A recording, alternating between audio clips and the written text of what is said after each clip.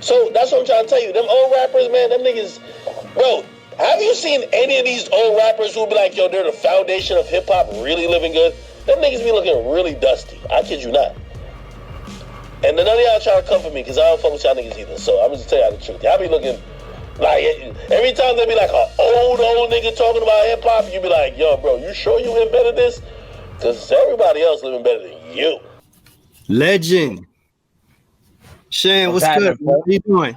Everything good. I'm chilling like a villain. How you doing, good brother? Good to see you Got again. the whistle in hand. I'm ready to go. All right. Yo, I appreciate you jumping on. I wanted you specifically to weigh in. Well, first, let me backtrack because we had you on before and we had an opportunity to chop it up with you as it relates to your history with QB and everything you did in the industry. But I really wanted you to weigh in on everything that's going on now with this discussion with DJ Akademiks and his comment about the founding fathers of hip hop being dusty and washed up based on what he perceives to be their lack of finances. What's your thoughts around that? He wasn't talking to me. That's all I could say. Mm-hmm. You know what I mean? He wasn't talking to me about that. And I say he has the right to his own opinion. And he's catching the backlash that he should catch. Right. Just the same, I always say some funny stuff. And when I catch the backlash, I'm prepared for it. Because if I didn't mean what I said and wasn't prepared for the backlash that I'm going to get. Right. You know what I'm saying? But what he said what he said. And I said I was going to leave it there. You know, it don't make no sense to keep beating up on him. You know what I mean? Mm-hmm. I didn't say it for any kind of clout chasing. Oh, I can get my face in talking about. I didn't do it for that. I said what I said and left it alone. Right. And that's important. And I'm glad you said it that way because if you're a man of your word, you stand on your square, regardless of who got to say what and whatever their rebuttal is. Right. And since when does he not have? He's a journalist. What the hell do you think journalists do? They speak about people. You dig what I'm saying? You can't be in this game if you don't want people to talk about you. What, you gonna hide in your closet? When you go out to eat, people want pictures, this, that, the third. You know what I'm saying? You can't hide. Yeah. I wonder though, I look at Akademiks and I say to myself, like, yeah, he's a journalist and he cut his teeth in social media and everything. But yo, what's his qualifications to even make a comment like that? You know, like this dude, what's his contribution actually been to the culture for him to have, you know, have that kind of authority other than an opinion?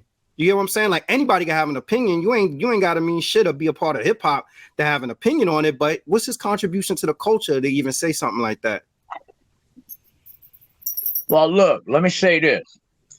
Anybody that was born after a certain year shouldn't be able to put DJ on their goddamn name, period. Mm-hmm. DJ, disc jockey, the nigga that carried the records and spun the real records. They need to put push button niggas. That's what they need to call them now. You know what I'm saying? Because you can sit there, push button ass DJs. Push button ass niggas. They're not even fucking DJs. So if you wasn't born after a certain year, you shouldn't even claim that right there. Because you're not a DJ, you're a push button nigga. Right. My thing is, right, if you call him a journalist, journalists at least do their research. But this is a young guy, so he caters to a young audience. And as I was explaining to Shan earlier, if you're a journalist, you would do your research. Mind you, Tribe Called Quest put out a song called Check the Rhymes. Q-Tip on there said Industry Rule 4080. So his whole premise was industry niggas is shady. So kid, watch it back because I think they smoke crack. I don't doubt it. Look at how they act. All right. So his premise, although that was a soundbite calling, you know, the pioneers dusty and broke. Someone took a snippet in the soundbite. People flew with it. His premise really was saying that the elders or the pioneers or those who came before the younger guys have not shared any business acumen with the younger crowd. And that's why I brought up that lyric right there. I said, well, No one's knocking down Tip's door after he made that check the rhyme verse and said, yo, Tip, what's going on with no, the but A's? he's talking to the wrong niggas. He talking to the wrong niggas. He should be talking to Puffy and all them Fat Joe niggas with all that bread that's doing a bunch of shit. Don't come to us talk about we ain't putting nothing in or we ain't giving back, nigga. We ain't got it like that. Go see them motherfuckers. Our time came before the time, and most of those dudes, they had to jerk somebody to be where they at to get their publishing and took their publishing and all that shit. And then they flipped it. But if you want to fucking talk about country, you want somebody to contribute something, nigga, our words, what we did should have been contribution enough. Bad enough, we ain't make no money. Then what the fuck you gonna throw it in our face for, nigga? Right. Yo, but that's the way that generation has been taught. The detachment between us and our children, detachment between us and my neighbor has become so fuck you, I don't care about you, and so self that this is what we should expect from these youth. Mm-hmm. Right. You dig what I'm saying? The old niggas, they want to act like they too scared to talk to the young man and try and give him some knowledge and whatnot. So he gonna stay quiet. Yeah. Maybe he gonna stay quiet and not say the shit that I say for the simple fact you still trying to kiss the industry ass, knowing that you a old school nigga and ain't got shit for your ass in this industry. Old niggas like myself who will love your music, yes we will. But we're not going to put our credit card on nobody's Spotify, none of that bullshit. So you making a record for niggas' enjoyments that ain't even gonna go stream your shit to help you eat. What you're doing is making a record for their fucking enjoyment, right? Oh, we want to hear you make another record, Shan. Fuck you. That record ain't gonna feed my fucking kids, all right? Mm-hmm. Fuck all that. I don't want to do another fucking record. So as far as fucking talking about me and hip hop, fuck off with that. I build buses and shit now. I don't give a fuck. Call me Dusty all you want. All I know is I do a lot more things than a lot of motherfuckers. You know what I'm saying? I'm the king of the broke niggas, man. Yeah. Fuck that. It's too many rich niggas. I'm the king of the broke niggas, yo. If you broke, nigga, I'm just as broke as you, but I got $2 more. Yo, Shan, it's funny you say that because on this show we have a lot of discussions and it always come up about like, yo, how come some of the older rappers don't put out projects? And I always tell them like, yo, the older rappers don't be want to put out no projects because people don't support them. People will not buy the records, yo. They'll go off and scream like crazy, like, yo, we need a new album from this person. We need a new album from that person, but then won't support the project. And the problem with that, to me, is that then it gets thrown off on all this other stuff like, yo, well, you know, the radio don't play the records, or let's talk about the meeting that happened that said that they weren't going to push certain music and it's that like all these things may be possibly true, but at the end of the day, if you telling people like if artists from our era, we telling them like, yo, we want new music, and then they invest in their time, energy, and commitment into actually putting out new music, and then yo, you won't stream it, you won't buy it, you won't buy their merch, you won't do nothing for them, then why should they even invest the time and energy? You said a clear key. Y'all see me on, if you watch my Instagram, y'all see me on the fucking thing with my t-shirts and shit like that, right? Motherfuckers will go down the timeline. Yo, Shan, that shit is hot. I want one, nigga. I want one. What you can't understand is that I can see each sale.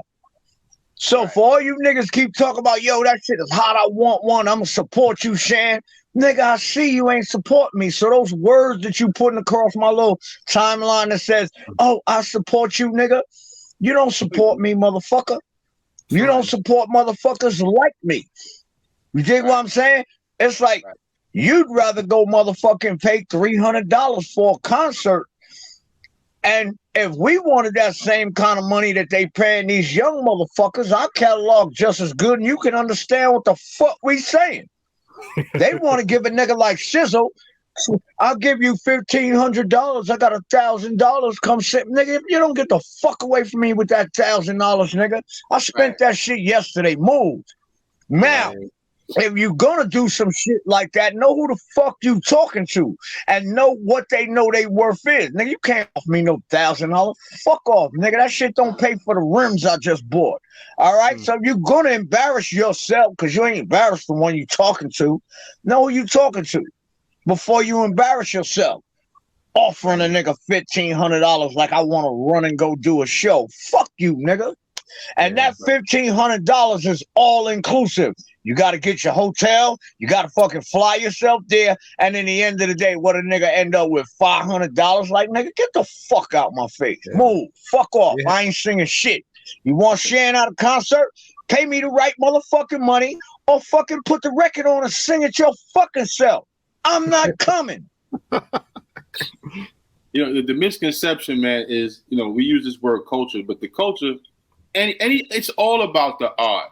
I mean, having freedom of expression is a great thing, but these young people, because the business model has changed, they're able to usurp so much money that they're only worried about the bag. They're not worried about how to be creative and stay creative. And if you get the bag, what you doing with the bag? Are you helping other people out? Are you helping your community out? You helping your grandmother out? What are you really doing with it?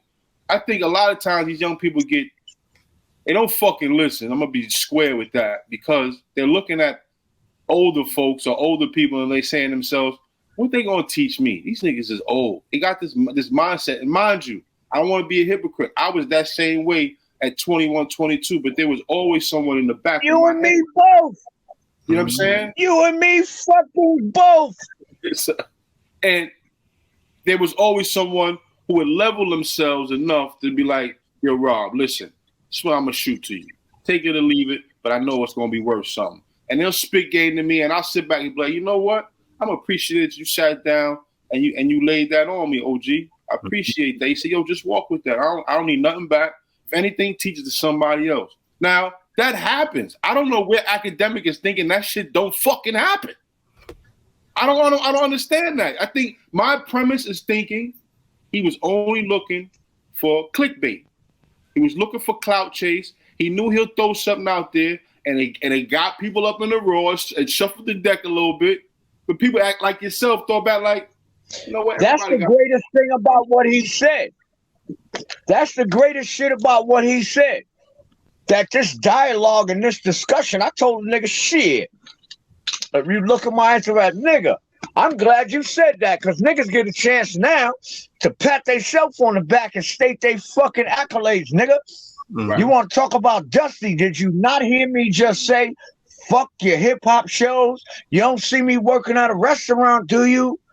Not that it's a bad thing, but you don't see me fucking, you know what I'm saying? So I must not be that dusty as an old school motherfucker, and I figured something out.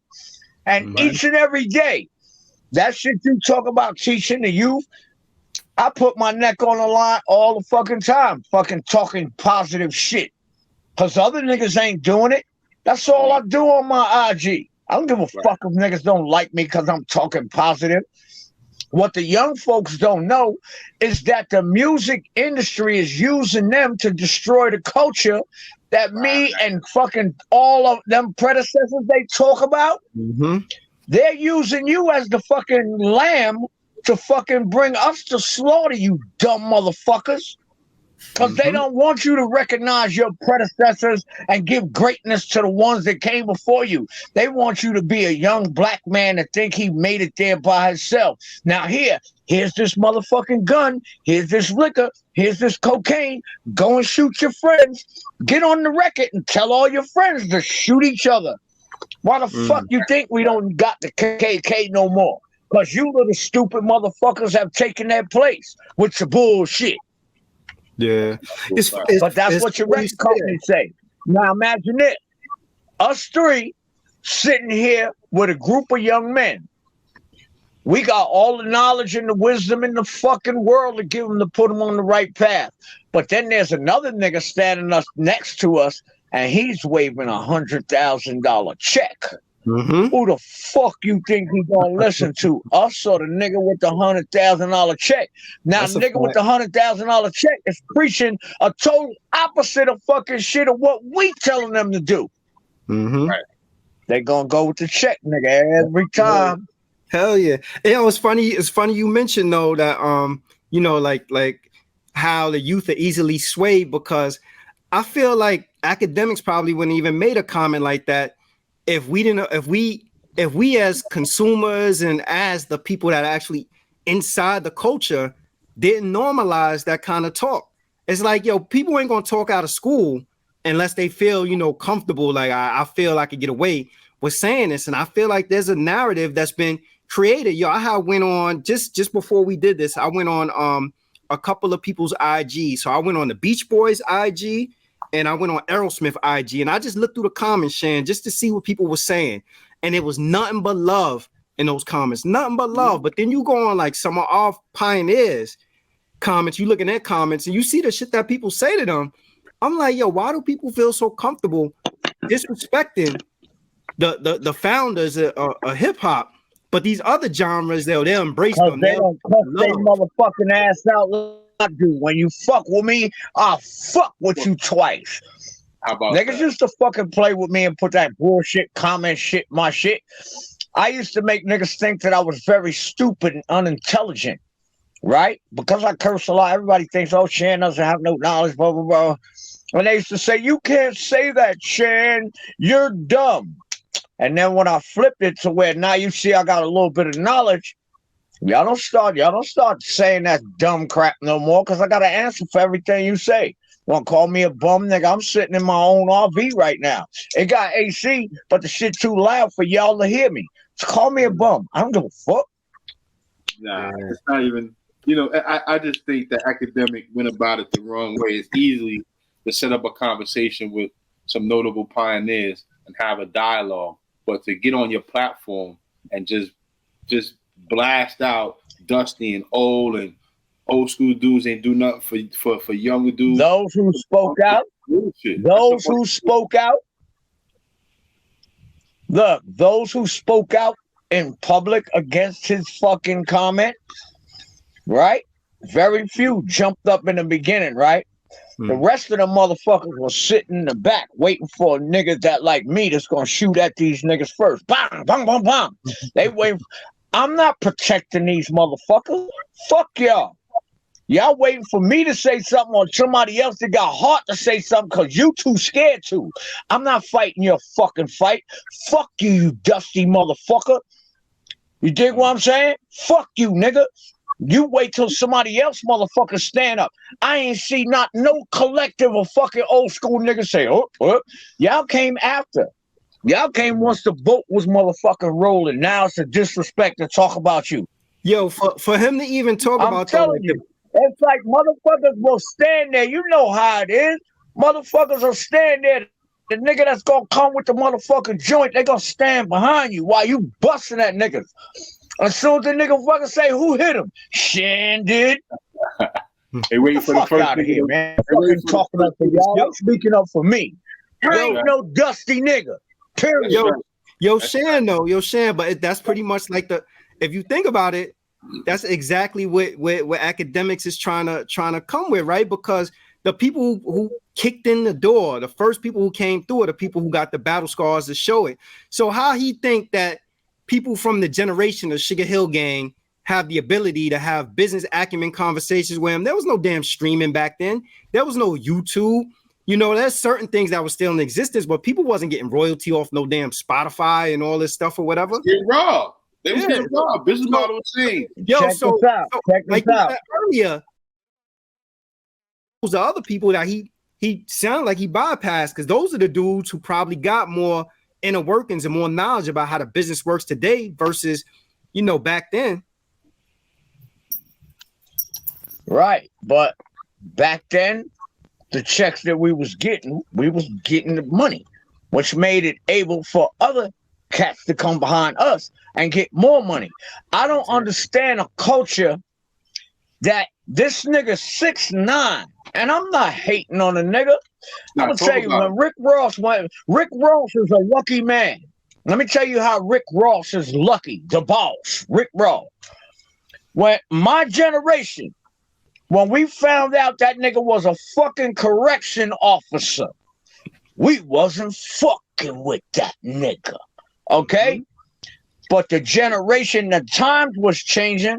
Oh, niggas is gonna give you a pass for lying and say you was a big drug dealer when nigga you was the nigga whipper in jail, whipping niggas' asses. But they gonna give you a pass. So that's where, cause niggas in my group, we don't fuck with that shit.